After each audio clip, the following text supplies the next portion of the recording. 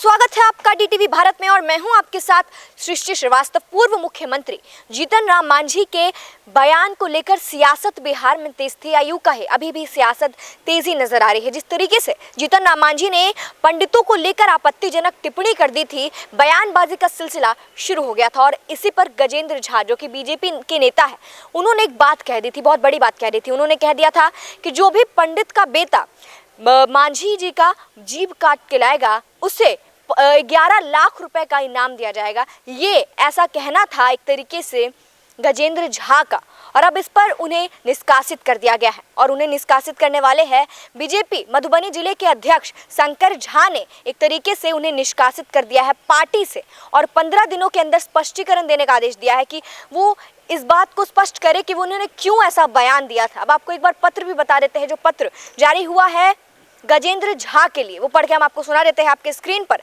वो पत्र चल रहा होगा, उसमें लिखा है, आपके द्वारा बिहार के पूर्व मुख्यमंत्री श्री जीतन राम मांझी के संदर्भ में जारी किया गया बयान अमर्यादित, जो अनिश्चित होने के कारण दल के अनुशासन के स्वास्थ्य विपरीत है। आप पार्टी के अधिकृत प्रवक्ता नहीं हैं और ना ही पार्टी के किसी भी दायित्व या जिम्मेदारी का प्रभाव में है। इस तरीके से रह के पत्र लिखा गया, आपकी स्क्रीन पर चल रहा होगा। तो एक तरीके से उन्हें निष्कासित कर दिया गया है, वो प्रवक्ता नहीं है, नेता नहीं है बीजेपी के।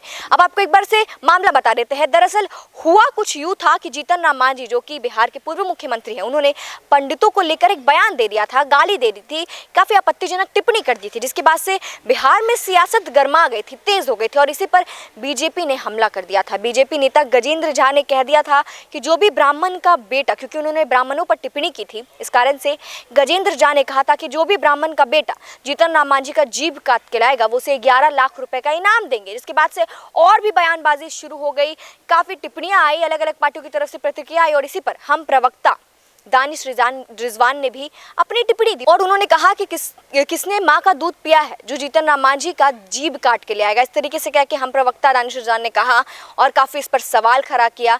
उसके बाद भी काफ़ी बयानबाजी छिड़ी और अब इस पर बीजेपी नेता को निष्कासित कर दिया गया है। और इस पर सवाल नीतीश कुमार पर भी उठाए गए हैं।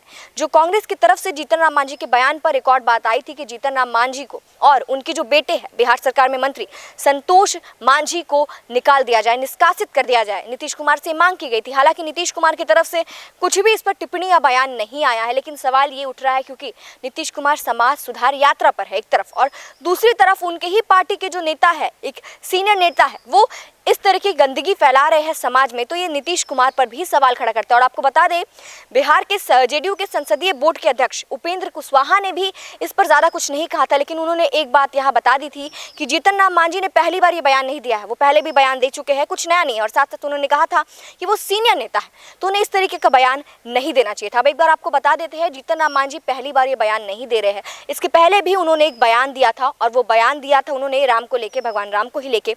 जब मुद्दा ये उठा था कि भगवान राम की कहानी पाठ्यक्रम में जोड़ी जाएगी, तब जीतन राम मांझी ने कहा था कि वो भगवान राम में विश्वास नहीं रहता है। और अब एक बार फिर से उन्होंने पंडितों पर टिप्पणी कर दी है, उन्हें गाली दे दी है। तो उसको लेकर सियासत तेज थी और गजेंद्र झा ने इस पर ही कह दिया था कि जो भी ब्राह्मण का बेटा जीतन राम मांझी का जीभ काट के लाएगा उन्हें इनाम दिया जाएगा 11 लाख रुपए का। और इस पर उन्हें अब पार्टी से निष्कासित कर दिया गया है। अब आगे देखना होगा किस पर और क्या कुछ होता है, क्या गजेंद्र झा स्पष्टीकरण 15 दिन के अंदर देते हैं या नहीं। फिलहाल इस खबर में इतना ही। इसी के साथ देखते रहे डीटीवी भारत। धन्यवाद।